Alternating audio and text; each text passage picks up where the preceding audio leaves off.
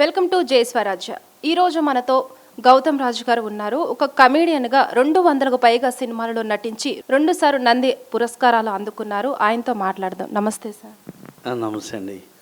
Sir ప్రస్తుతం ఏం సినిమాలో చేస్తున్నారు సార్? ఇప్పుడు మొన్న మిస్టర్ బచ్చన్ అయింది. తర్వాత ఇప్పుడు విశ్వం గోపిచంద్ర గారిది నడుస్తుంది. తర్వాత ముత్యాల సుబ్బయ్య గారిది తల్లి మనసు అని అది ఒకటి నడుస్తుంది. తర్వాత మేము గ్రామ ప్రజలకు విజ్ఞప్తి అని అది ఒకటి రాజమండ్రిలో చేసాము. అది మొన్నే మినిస్టర్ గారు మన కందులు దుర్గేష్ గారు టైటిల్ ఆయనే లాంచ్ చేశారు రాజమండ్రిలో. తర్వాత ఇంకొకటి రెడీగా ఉంది, ఉలిక్కిపడ ఉప్పాడని. అది జాలర్ల మీద, జాలర్ల యొక్క జీవితం, వాళ్ళ కుటుంబం, వాళ్ళ పడే బాధలు, కష్టాలు, నష్టాలు, సుఖాలు అన్నీ కలిపి ఒక కథ కింద చేసి అదొకటి.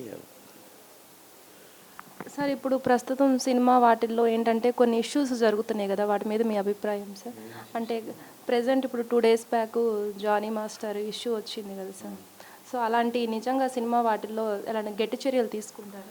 నాకు అవన్నీ తెలియదండి. నేను అటువంటి ఏ విషయాల్లోనూ నేను కలవ చేసుకున్నాను. నా దగ్గర ఉన్నది ఒకటే పాతూరు నాగభూషణ్ గారిలాగా ఎవరికైనా ఆకలి అయితే అన్నం పెట్టి ఏదైనా సాయం చేయడం తప్ప మిగతా విషయాలు నేను నా గురించి ఎవరు పట్టించుకుని నేను వేరే విషయాలు పట్టించుకోను. నాకు చెప్పాను కదా, ఎంతసేపు ఎవరికైనా హెల్ప్ చేయగలిగితే చేయటం, లేదంటే అది. పెదవడ్లపూడిలో ఉన్న గోశాలను మీరు సందర్శించారు కదా, దాని మీద మీ అభిప్రాయం సార్? చాలా చాలా సూపర్. అంటే ఎప్పుడో చిన్నప్పుడు ఊళ్ళో ఉన్నప్పుడు గోశాలలు, లేదా ఇప్పుడు సిటీలో కూడా గోశాలలు పెట్టారు, కానీ వెళ్ళడానికి సమయం ఉండదు.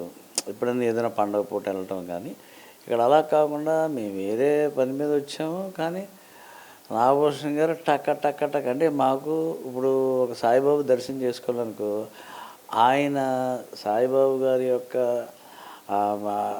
ఆయన దర్శనం చేసుకోవాలని ఆయన ఆర్డర్ ఉంటేనే వెళ్ళి దర్శనం చేసుకోగలం, లేకపోతే లేదు. మేమేమన్నా తర్వాత అని అనిపిస్తుంది. కానీ నాగభూషణ్ గారు టక్క తీసుకొచ్చారు, దర్శనం చేయించారు. అసలు స్వామి దర్శనం సూపర్గా అయింది.